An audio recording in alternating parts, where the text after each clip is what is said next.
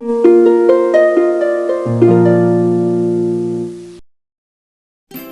Everyone, शुरू करते हैं हमारा चैप्टर इलेक्ट्रिसिटी एंड सर्किट्स। हमने बात की सेल की, बैटरीज की और फिर हमने बात की इलेक्ट्रिक बल्ब की भी। तो ये सारी चीजें हम पार्ट 1 में पढ़ चुके हैं। नाउ इट्स टाइम कि हम बात करें इलेक्ट्रिक सर्किट की। समझते हैं कि इलेक्ट्रिक सर्किट होता क्या है। So, electric circuit is a closed path along which electric current can flow. So, electric circuit एक closed path है। Closed यानी इस तरह से closed है, कहीं से open नहीं है, खुला हुआ नहीं है। So, electric circuit एक closed path है जिसके along electric current जो है वो flow कर सकता है। नहीं समझ में आया? चलिए इसको इस तरह से समझते हैं। हम क्या करेंगे, एक सिंपल सा इलेक्ट्रिक सर्किट बनाते हैं और फिर समझते हैं कि इलेक्ट्रिक सर्किट होता क्या है। अब इसके लिए हमें चाहिए एक इलेक्ट्रिक सेल, एक बल्ब और वायर्स। ओके, चलिए तो हमने क्या किया, एक इलेक्ट्रिक सेल ले लिया। अब उसके बाद हमें क्या करना है, ये है सेल का पॉजिटिव टर्मिनल, हम ऑलरेडी पढ़ चुके हैं। ये जो मेटल कैप होती है ये पॉजिटिव टर्मिनल होता है और ये जो मेटल डिस्क होती है ये होता है नेगेटिव टर्मिनल। तो आपने इलेक्ट्रिक सेल के एक टर्मिनल से एक वायर को कनेक्ट कर दिया और दूसरे टर्मिनल से एक और वायर को कनेक्ट कर दिया। सिमिलरली दूसरा क्या चाहिए था, हमें बल्ब भी चाहिए था। तो ये है हमारा टॉर्च बल्ब। अब यहाँ हमने एक टर्मिनल से, यहाँ बेस ऑफ द बल्ब पर मेटल केस होता है, वो होता है बल्ब का एक टर्मिनल, हमने पढ़ा था। और यहाँ नीचे जो आपको ये मेटल टिप दिखाई दे रही है ये है बल्ब का दूसरा टर्मिनल। तो हमने दोनों टर्मिनल से यहाँ पर भी वायर को कनेक्ट कर दिया। ओके, अब क्या करेंगे, ये हो गया हमारा इलेक्ट्रिक सेल जिसको वायर से कनेक्ट कर दिया है, ये हो गया हमारा टॉर्च बल्ब जिसको वायर से कनेक्ट कर दिया है। अब इन वायर्स को हम आपस में जोड़ देंगे। इस तरह से हमने इन वायर्स को जोड़ दिया तो क्या होगा, आपने क्या किया, एक टर्मिनल को कनेक्ट कर दिया बल्ब के दूसरे टर्मिनल से और बल्ब के दूसरे टर्मिनल से कनेक्ट कर दिया सेल के दूसरे टर्मिनल को। तो होगा ये कि इस पाथ के अलोंग इलेक्ट्रिक करंट फ्लो करेगा और आपका बल्ब ग्लो करना शुरू कर देगा। तो ये क्या है, ये है इलेक्ट्रिक सर्किट। मैंने कहा था ना, एक कंप्लीट पाथ, एक क्लोज्ड पाथ जिसके अलोंग इलेक्ट्रिक करंट फ्लो करता है उसको हम कहते हैं इलेक्ट्रिक सर्किट। इलेक्ट्रिक सर्किट क्या होता है, complete path from one terminal of an electric cell through the bulb and back to the other terminal of the electric cell is known as electric circuit. Path कहां से कहां तक, एक cell के एक टर्मिनल से बल्ब तक और बल्ब के दूसरे टर्मिनल से सेल के दूसरे टर्मिनल तक। ये एक क्लोज्ड पाथ बना रहा है, एक कंप्लीट पाथ बना रहा है, इसके थ्रू इलेक्ट्रिक करंट फ्लो कर रहा है। तो इसको हम कहेंगे इलेक्ट्रिक सर्किट। ओके, अब आप समझ पाए मैंने क्यों कहा था कि electric circuit is a closed path along which electric current can flow. याद रहेगा? चलिए आगे बढ़ते हैं। अब इलेक्ट्रिक सर्किट के बारे में कुछ और चीजें पढ़ लेते हैं। The electric circuit provides a complete path for the electricity to pass या फिर for the current to flow between the two terminals of the electric cell। ये हमने अभी देख लिया कि जो इलेक्ट्रिक सर्किट होता है वो एक कंप्लीट पाथ प्रोवाइड करता है सेल के एक टर्मिनल से सेल के दूसरे टर्मिनल तक for electric current to flow. Right now, in an electric circuit, the direction of current is taken to be from positive to the negative terminal of the electric cell। बहुत ही important point है, आपको याद रखना है कि एक electric cell में हम current की direction क्या लेते हैं, from the positive terminal of the cell to the negative terminal of the cell। इसीलिए आपको ये arrows इस तरफ से दिखाई दे रहे हैं, ऐसे ही है ना इस डायग्राम में। क्यों? क्योंकि हमने इलेक्ट्रिक करंट की डायरेक्शन क्या लेनी है हमेशा, from the positive terminal of the cell to the negative terminal of the cell. याद रहेगा? ओके, एक और बार रिवाइज कर लेते हैं। The direction of electric current is always taken from the positive terminal of the cell to the negative terminal of the electric cell. अब ये वाला होता है पॉजिटिव टर्मिनल, यानी ये है पॉजिटिव टर्मिनल और ये जो मेटल डिस्क है इस तरफ ये है negative terminal. So direction of current हमेशा क्या होगी, इस तरह से, पॉजिटिव टू नेगेटिव। ओके, आगे बढ़ते हैं। ओके, तो अब हम करेंगे एक छोटा सा एक्सपेरिमेंट। एक इलेक्ट्रिक सेल से एक टॉर्च बल्ब को हम जलाएंगे। तो हमें क्या करना है, हमने ले लिया एक इलेक्ट्रिक सेल, उसके पॉजिटिव टर्मिनल से हमने इस वायर को कनेक्ट कर दिया और उसके नेगेटिव टर्मिनल से हमने एक और वायर को कनेक्ट कर दिया। यहाँ है हमारे पास टॉर्च बल्ब।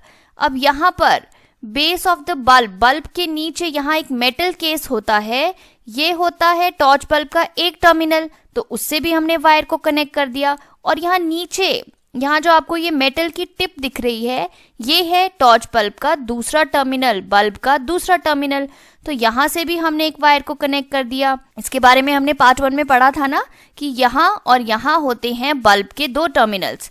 तो हमने इलेक्ट्रिक सेल और बल्ब के दोनों टर्मिनल से वायर्स को कनेक्ट कर दिया। अब हम क्या करेंगे, इन वायर्स को आपस में जोड़ेंगे, लेकिन 6 अलग अलग तरीकों से हमने इसे जोड़ा है।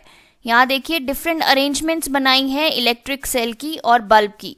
अब एक एक करके हम हर अरेंजमेंट को देखते हैं और देखते हैं किसमें बल्ब ग्लो करेगा और किसमें नहीं करेगा। ओके, तो सबसे पहले हम अपनी पहली अरेंजमेंट देखते हैं। यहाँ देखिए क्या हो रहा है, सेल के एक टर्मिनल से बल्ब के एक टर्मिनल को कनेक्ट किया है और बल्ब के दूसरे टर्मिनल से सेल के दूसरे टर्मिनल को कनेक्ट किया है। एक कंप्लीट पाथ बन रहा है, इसलिए क्या होगा, इलेक्ट्रिक करंट फ्लो करेगा और आपका बल्ब भी ग्लो करेगा। एक कंप्लीट पाथ बन रहा है इलेक्ट्रिक करंट के लिए, कोई ब्रेक नहीं है इस पाथ में, राइट। सेकेंड अरेंजमेंट देखते हैं। अब यहाँ क्या हुआ, इलेक्ट्रिक सेल के एक टर्मिनल से आपने बल्ब के एक टर्मिनल को तो कनेक्ट कर दिया, लेकिन दूसरे टर्मिनल से जो वायर जा रही थी वो यहाँ आकर टूट गई। There is a break in the path of the electric current. यहाँ पर ब्रेक आ गया ना इलेक्ट्रिक करंट के पाथ में, तो क्या होगा, करंट फ्लो नहीं कर पाएगा और आपका बल्ब जो है वो ग्लो नहीं करेगा। नेक्स्ट देखते हैं तीसरी अरेंजमेंट। यहाँ क्या हुआ, यहाँ पर भी ब्रेक है in the path of electric current, तो क्या होगा, करंट फ्लो नहीं करेगा और बल्ब भी ग्लो नहीं करेगा। नेक्स्ट अरेंजमेंट देखते हैं। अब यहाँ हमने क्या किया, इलेक्ट्रिक बल्ब के दोनों टर्मिनल से हमने सेल के एक ही टर्मिनल को कनेक्ट कर दिया। इस टर्मिनल पे तो कनेक्ट किया ही नहीं। यहाँ पर भी क्या होगा, करंट फ्लो नहीं करेगा और आपका बल्ब भी ग्लो नहीं करेगा। एक कंप्लीट पाथ बनना चाहिए एक टर्मिनल से बल्ब से होते हुए दूसरे टर्मिनल तक, तभी इलेक्ट्रिक करंट फ्लो करेगा। ये पढ़ा था ना हमने। नेक्स्ट अरेंजमेंट में क्या हुआ, यहाँ पर भी वही हो गया कि बल्ब के दोनों टर्मिनल से हमने इलेक्ट्रिक सेल के एक टर्मिनल को कनेक्ट कर दिया, तो यहाँ पर भी करंट फ्लो नहीं करेगा और आपका बल्ब ग्लो नहीं करेगा। लास्ट अरेंजमेंट देखते हैं। यहाँ पर इलेक्ट्रिक सेल के एक टर्मिनल से बल्ब के एक टर्मिनल को कनेक्ट किया, इलेक्ट्रिक सेल के दूसरे टर्मिनल से बल्ब के दूसरे टर्मिनल को कनेक्ट किया। एक कंप्लीट पाथ बन रहा है, इलेक्ट्रिक करंट फ्लो करेगा, कोई ब्रेक नहीं है पाथ में, तो हमारा बल्ब भी ग्लो करेगा। ओके, अब देखिए ये थे वो सारे 6 अरेंजमेंट्स जो हमने बनाए थे। हमने एक एक करके सबके बारे में देख लिया कि कहाँ इलेक्ट्रिक करंट फ्लो करेगा और कहाँ इलेक्ट्रिक करंट फ्लो नहीं करेगा। अब हमें इस अरेंजमेंट और इस अरेंजमेंट को कंपेयर करना है। तो देखिए दोनों केसेस में बल्ब ग्लो कर रहा है। यहाँ हमने इलेक्ट्रिक सेल के इस टर्मिनल को बल्ब के इस टर्मिनल से कनेक्ट किया है और बल्ब के इस टर्मिनल को इलेक्ट्रिक सेल के इस टर्मिनल से कनेक्ट किया है। लेकिन यहाँ हमने थोड़ा अलग किया है, इलेक्ट्रिक सेल के इस टर्मिनल यानी पॉजिटिव टर्मिनल को इधर कनेक्ट किया है और नेगेटिव टर्मिनल को इधर कनेक्ट किया है, लेकिन दोनों ही केसेस में बल्ब जो है वो ग्लो कर रहा है। तो कहने का मतलब ये कि ऐसा जरूरी नहीं है कि सेल के पॉजिटिव टर्मिनल को आप यहाँ कनेक्ट करेंगे तभी ग्लो करेगा या नेगेटिव टर्मिनल को यहाँ कनेक्ट करेंगे तभी ग्लो करेगा। आप किसी भी टर्मिनल में कनेक्ट कर दीजिए, लेकिन बस ध्यान क्या रखना है कि सेल का एक टर्मिनल बल्ब के जिस टर्मिनल से आपने कनेक्ट किया, सेल का दूसरा टर्मिनल बल्ब के दूसरे टर्मिनल से आपको कनेक्ट करना है। ओके, एक ही टर्मिनल से कनेक्ट नहीं कर देना है जैसा हमने यहाँ किया या फिर यहाँ किया। ऑलराइट, याद। अब देखिए सर्किट के बारे में हमने समझ लिया। अब सर्किट दो तरह के होते हैं, क्लोज सर्किट और ओपन सर्किट। तो क्लोज सर्किट क्या होते हैं, ऐसे सर्किट जहां पर कोई भी ब्रेक नहीं होता in the path of current. जो हमने देखे थे, यहाँ पर कोई ब्रेक है in the path of current from one terminal of the cell to the other terminal, नहीं है ना। तो ऐसे सर्किट को हम कहेंगे क्लोज सर्किट, इसमें से इलेक्ट्रिक करंट फ्लो करता है। क्लोज्ड है ना, बिल्कुल कहीं से खुला हुआ नहीं है, एक कंप्लीट पाथ है सेल के एक टर्मिनल से दूसरे टर्मिनल तक, तो इसको हम कहेंगे क्लोज्ड सर्किट। और यहाँ देखिए, यहाँ क्या है, इलेक्ट्रिक करंट के पाथ में ब्रेक है, यहाँ ब्रेक है ना, तो ऐसे सर्किट को हम कहते हैं ओपन सर्किट। यहाँ से ओपन हुआ है, खुला हुआ है, और ऐसे सर्किट में इलेक्ट्रिक करंट फ्लो करता है, नहीं करता ना, तो electric current can not flow. तो आपको याद रखना है, इलेक्ट्रिक करंट क्लोज सर्किट में फ्लो करता है और ओपन सर्किट में फ्लो नहीं करता। इसीलिए क्लोज सर्किट में आपका बल्ब ग्लो कर रहा है और ओपन सर्किट में आपका बल्ब ग्लो नहीं कर रहा। फ्यूज्ड बल्ब की, अब आपने बहुत बार सुना होगा कि बल्ब ग्लो नहीं कर रहा है, बल्ब फ्यूज हो गया, खराब हो गया। तो बल्ब कैसे फ्यूज होता है? वैसे तो बल्ब बहुत सारे रीजन से फ्यूज होता है, लेकिन उसका एक रीजन होता है ब्रेक इन इट्स फिलामेंट। हमने फिलामेंट के बारे में पढ़ा था, ये होता है बल्ब का फिलामेंट, राइट। तो अगर बल्ब के फिलामेंट में कोई ब्रेक आ जाए, फिलामेंट बीच से टूट जाए, तो क्या होगा, वहां से इलेक्ट्रिक करंट फ्लो नहीं कर पाएगा। और अगर इलेक्ट्रिक करंट फ्लो नहीं कर पाया तो आपका बल्ब जलेगा कैसे, बल्ब लाइट कैसे प्रोड्यूस करेगा? हमें पता है ना कि फिलामेंट ही है वो पार्ट जो बल्ब का ग्लो करता है।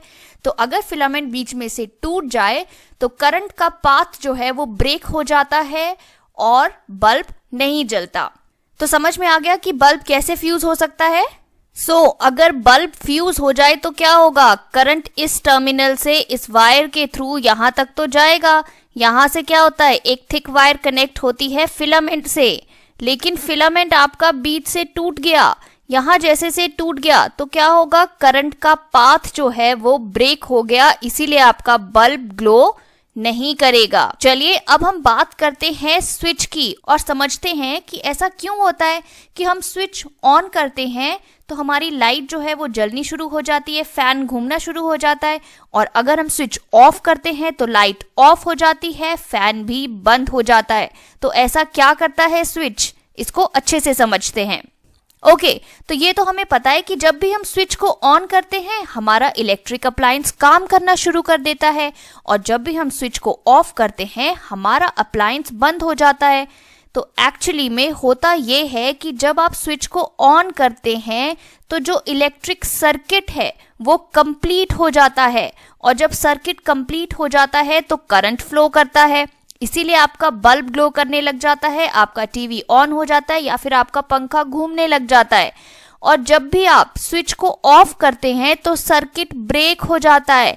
हमें पता है ना कि अगर सर्किट में ब्रेक लग जाए तो करंट फ्लो नहीं करता, तो स्विच ऑफ करने से सर्किट ब्रेक हो जाता है, और जब सर्किट ब्रेक हो जाता है तो करंट फ्लो नहीं करता और आपका अप्लायंस काम नहीं करता। तो स्विच क्या हुआ, स्विच एक सिंपल सा डिवाइस है जो या तो सर्किट को ब्रेक करता है या सर्किट को कंप्लीट कर देता है। इसीलिए ऐसा होता है कि स्विच ऑन करते हैं तो करंट फ्लो करता है और हमारा अप्लायंस काम करने लग जाता है, स्विच ऑफ करते हैं तो सर्किट ब्रेक हो जाता है और हमारा अप्लायंस जो है वो काम करना बंद कर देता है। समझ में आया?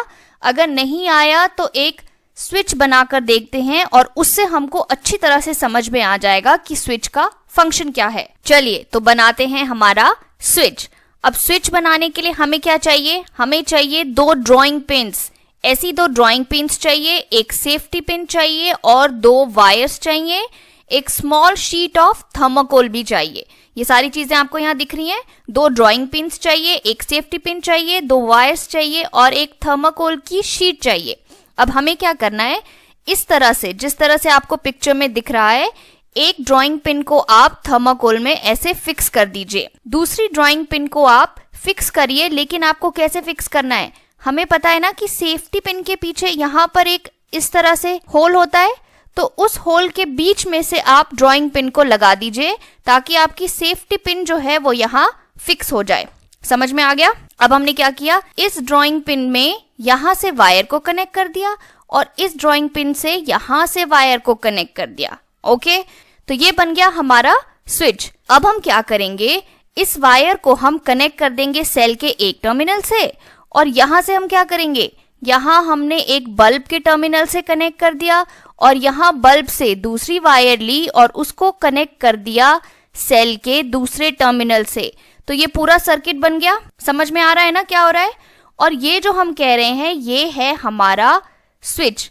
अब देखते हैं कि स्विच कैसे काम करता है। अब जब आप सेफ्टी पिन को इस तरह से लगा देंगे, इस तरह से इस ड्राइंग पिन से यहाँ वाली ड्राइंग पिन में टच कर देंगे तो क्या होगा, यहाँ देखिए एक पूरा कंप्लीट पाथ बन गया करंट फ्लो करने के लिए। आपका सर्किट क्लोज हो गया तो क्या होगा, करंट फ्लो करेगा और बल्ब ग्लो करेगा। बिल्कुल एग्जैक्टली ऐसा ही होता है जब हम स्विच को ऑन करते हैं। जब हम स्विच को ऑन करते हैं तो वो सर्किट को क्लोज कर देता है, ऐसे मिला देता है। और जब सर्किट क्लोज हो जाता है तो क्या होगा, करंट फ्लो करेगा और आपका जो भी अप्लायंस है वो काम करने लग जाएगा, पंखा घूमने लग जाएगा, एसी चल पड़ेगा, आपका टीवी ऑन हो जाएगा। क्यों? क्योंकि आपने स्विच को ऑन किया और स्विच जब ऑन हुआ तो सर्किट कंप्लीट हो गया। अब वहीं देखिए, जब हम स्विच को ऑफ करते हैं तो क्या होता है, ये वाली पोजीशन जो है सेफ्टी पिन की, ये आपको दिखा रही है कि स्विच ऑफ हो गया। अब क्या हो गया, सर्किट में ब्रेक आ गई। यहां से यहां पर सर्किट में ब्रेक आ गई ना, तो जब सर्किट में ब्रेक आ गई तो क्या होगा, करंट फ्लो नहीं करेगा, आपका बल्ब भी ग्लो नहीं करेगा, यानी कि आपका कोई भी अप्लायंस काम नहीं करता जब आप स्विच को ऑफ कर देते हैं। ऐसा क्यों? क्योंकि जब हम स्विच को ऑफ कर देते हैं तो करंट के पाथ में आ जाती है ब्रेक, और जब ब्रेक आ जाती है तो करंट फ्लो नहीं करता, हमारा अप्लायंस जो है वो बंद हो जाता है, बल्ब बंद हो जाता है, फैन बंद हो जाता है, एसी बंद हो जाता है। तो समझ में आ गया कि स्विच कैसे काम करता है। इसीलिए हमने कहा था कि स्विच जो है वो एक सिंपल डिवाइस है जो या तो सर्किट को ब्रेक करता है या सर्किट को कंप्लीट करता है। तो जब हम स्विच को ऑन करते हैं तो क्या होता है, सर्किट कंप्लीट हो जाता है, करंट फ्लो करता है, हमारा अप्लायंस काम करने लग जाता है। जब हम स्विच को ऑफ करते हैं तो सर्किट ब्रेक हो जाता है, और जब सर्किट ब्रेक हो जाता है तो करंट फ्लो नहीं करेगा और हमारा अप्लायंस भी काम नहीं करेगा। तो ये वाली पोजीशन है हमारी स्विच ऑन। यहाँ देख रहे हैं ना आप, करंट जो है इस तरह से आसानी से फ्लो कर पाएगा क्योंकि एक क्लोज सर्किट बन गया। और ये वाली पोजीशन है स्विच ऑफ। यहाँ क्या हो गया, सर्किट में ब्रेक लग गई, इसीलिए करंट फ्लो नहीं करेगा। अब हम आसानी से समझ सकते हैं कि एक टॉर्च जो है वो कैसे काम करती है। यहाँ देखिए, ये है टॉर्च का इनसाइड व्यू। अंदर से टॉर्च ऐसी दिखती है। ये है एक सेल, ये है दूसरा सेल। अब आपको मैंने बताया था कि हमेशा पॉजिटिव टर्मिनल को नेक्स्ट सेल जो हम ज्वाइन करते हैं उसके नेगेटिव टर्मिनल के साथ ही जोड़ा जाता है, राइट। यहाँ दिख रहा है। अब टॉर्च के अंदर होता है एक सिंपल सा सर्किट। यहाँ से देखिए, ये वायर ऐसे जा रही है। अब होता क्या है, जब आप स्विच को ऑन करते हैं तो सर्किट कंप्लीट हो जाता है और बल्ब ग्लो करना शुरू कर देता है। कैसे? यहाँ देखिए, इस तरह से कुछ होता है। जब हम स्विच को ऑन करते हैं तो यहाँ देखिए, आपका सर्किट कंप्लीट हुआ तो बल्ब ग्लो करने लग जाएगा, और जब आपने स्विच को ऑफ कर दिया, आप पीछे की तरफ स्विच को खींच देते हैं तो क्या होता है, सर्किट में ब्रेक आ जाती है। यहाँ ब्रेक आ गई सर्किट में तो आपका बल्ब जो है वो ग्लो करना बंद कर देता है, आपकी टॉर्च बंद हो जाती है। तो बेसिकली यही होता है आपकी टॉर्च में। ओके, समझ में आ गया? ऑलराइट, आगे बढ़ते हैं। तो अब हम बात करते हैं हमारे लास्ट टॉपिक की, जो है इलेक्ट्रिक कंडक्टर्स एंड इंसुलेटर्स। अब कंडक्टर्स क्या होते हैं? इलेक्ट्रिक कंडक्टर्स वो मटेरियल होते हैं जो अलाउ करते हैं कि इलेक्ट्रिक करंट उनके थ्रू पास हो जाए। Materials which allow electric current to pass through them are called as conductors of electricity. Examples, metals जैसे कि silver, copper, iron, gold, aluminium, steel etcetera. A few non-metals like graphite is also an example of conductor of electricity. Human body, water, ये सारे क्या हैं? Examples हैं conductors of electricity के। इनके through electric current pass हो सकता है। अब देखिए, मैंने ह्यूमन बॉडी कहा कंडक्टर ऑफ इलेक्ट्रिसिटी। अब अगर human body conductor of electricity ना होती तो हमें कभी शॉक ही नहीं लगता, क्योंकि करंट तो हमारे थ्रू पास ही नहीं हो पाता।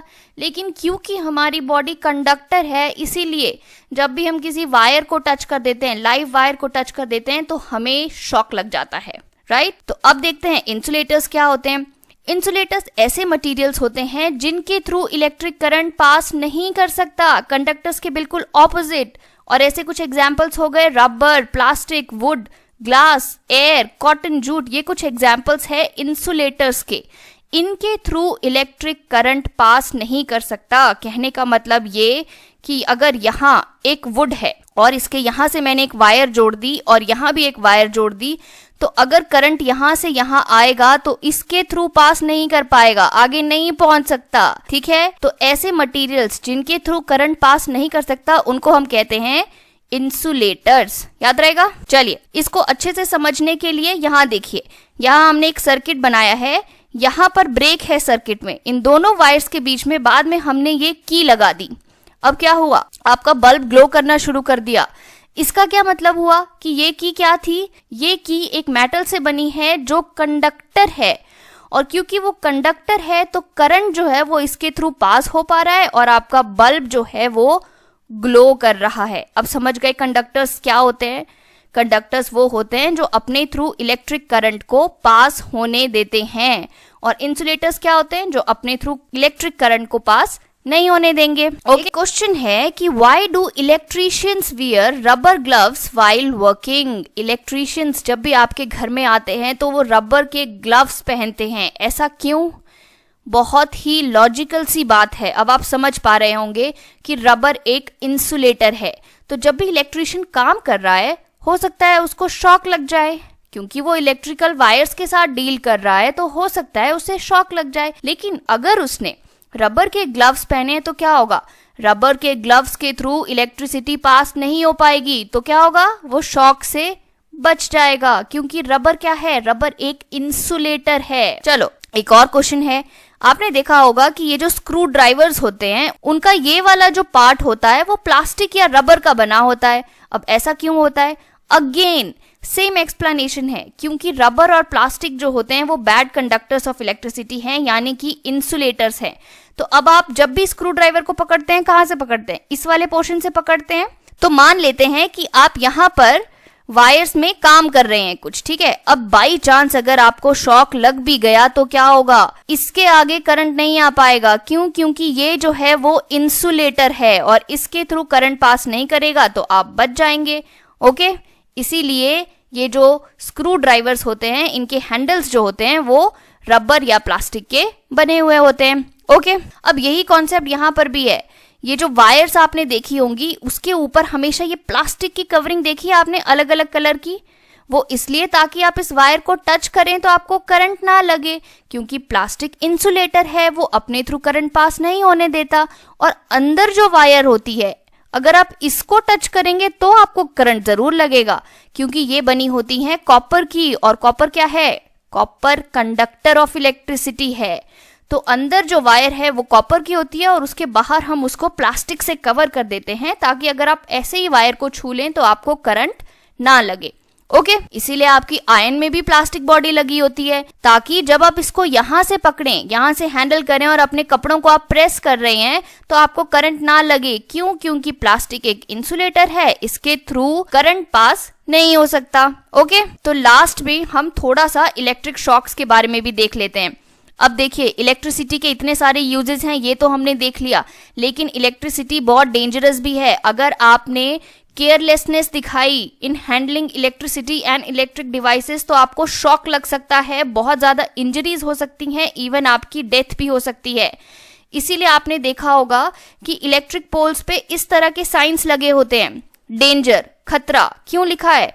ताकि आप उसको ऐसे ही टच ना कर दें, वहां बहुत हाई वोल्टेज करंट होता है, अगर आपने उसको टच कर दिया तो आपको करंट भी लग सकता है। इसलिए you have to be very careful with electricity. Electricity की कोई भी चीज से डील करते हुए आपको हमेशा बहुत केयरफुल रहना चाहिए। ऑलराइट, याद रहेगा हमेशा। और